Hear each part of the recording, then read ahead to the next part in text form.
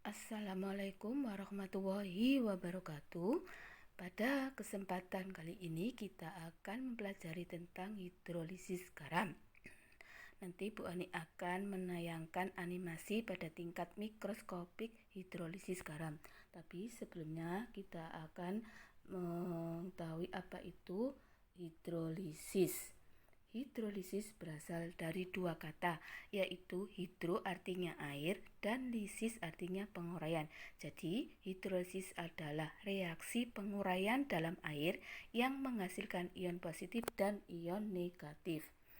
Hidrolisis garam berarti reaksi penguraian garam dalam air yang menghasilkan ion positif atau kation dan ion negatif atau anion. Beberapa jenis garam sebagai berikut. Yang pertama, garam yang berasal dari asam kuat dan basa lemah. Contohnya NH4Cl, Al2SO4 3 kali. Yang kedua, garam yang berasal dari asam lemah dan basa kuat. Contohnya NaCH3COO, kemudian KCN. Yang ketiga, garam yang berasal dari asam lemah dan basa lemah. Contohnya NH 4CH3COO. Kemudian garam yang berasal dari asam kuat dan basa kuat, contohnya KCl. Selain yang saya contohkan di sini, garam juga bisa kita jumpai di rumah, terutama di dapur, yaitu MSG atau penyedap rasa monosodium glutamat. Kemudian garam dapur. Kemudian untuk penjernih air yaitu Al2SO4 3 kali atau tawas. Hidrolisis parsial atau hidrolisis sebagian itu bisa berasal dari asam kuat dan basa lemah, di mana larutan tersebut bersifat asam karena anion yang dihasilkan dari asam kuat tidak dapat bereaksi dengan ion H+ dalam air, sedangkan kation yang dihasilkan dari basa lemah yang disebut asam konjugasi ini dapat bereaksi dengan ion OH- dalam air sehingga konsentrasi H+ meningkat, maka larutan tersebut bersifat asam. Berikut adalah animasi dari garam yang berasal dari asam kuat dan basa lemah. Contohnya yaitu NH4Cl. Di sini NH4+ saya beri warna kuning, kemudian ion sialmin ini bulatan warna hitam.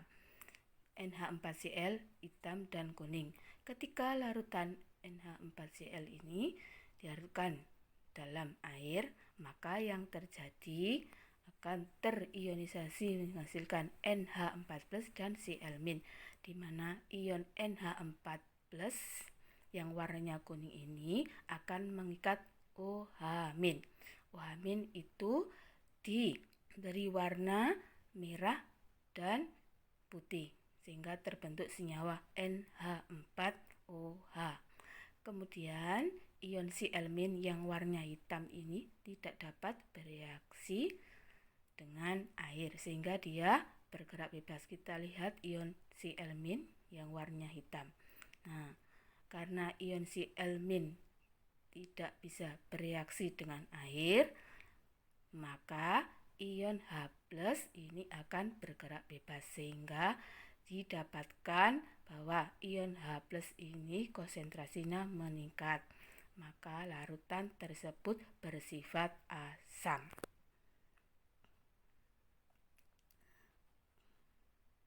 Reaksinya, ion Cl- tidak bisa bereaksi dengan air. Kemudian NH4+ bereaksi dengan air menghasilkan NH4OH dan ion H+, sehingga larutan tersebut bersifat asam. Berikutnya, hidrolisis parsial dari garam yang berasal dari asam lemah dan basa kuat. Contohnya NaCH3COO. Larutan garam tersebut bersifat basa karena kation yang dihasilkan dari basa kuat tidak dapat bereaksi dengan ion OH- dalam air. Sedangkan anion yang dihasilkan dari asam lemah yang disebut basa konjugasi ini dapat bereaksi dengan ion H+ dalam air, sehingga konsentrasi OH- meningkat, maka larutan bersifat basa. Berikut animasi pada tingkat mikroskopik dari basa kuat dan asam lemah, yaitu pada NaCH3COOO. Perhatikan di sini atom Na+, ion Na+ tidak bisa bereaksi dengan air yang warnanya hijau. Kemudian ion OH- di sini yang warnanya merah dan putih dapat berak bebas. Jadi ketika NaCH3COOO dilarutkan ke dalam air, apa yang terjadi? Di sini akan terurai jadi ion Na+ dan CH3COO-, di mana CH3COO- ini akan mengikat ion H+ sehingga terbentuk CH3COOH yang diibaratkan di situ warna ungu dan putih. Kemudian OH- yang warnanya merah dan putih itu bergerak bebas, sehingga konsentrasi OH- meningkat, maka larutan bersifat basa. Berikut reaksinya, Na+ dan air tidak dapat bereaksi. Kemudian ion CH3COO- dengan air akan menghasilkan CH3COOH dan OH-. Karena di situ ion OH- meningkat, maka larutan bersifat basa. Berikutnya garam yang berasal dari asam kuat dan basa kuat, contohnya NaCl. Karena Na+ berasal dari basa kuat dan Cl- ini berasal dari asam kuat, maka ion Na+ tidak bisa bereaksi dengan air dan Cl- tidak bisa bereaksi dengan air. Diibaratkan di situ ion Cl- yang warnanya biru bergerak bebas, kemudian ion Na+ yang warnanya hijau juga bergerak bebas, sehingga konsentrasi H+ dan konsentrasi OH- sama, tidak terjadi peningkatan, maka larutan bersifat netral.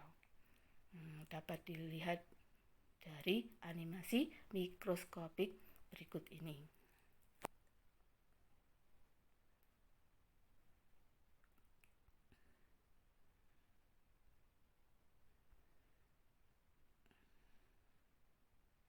Oke.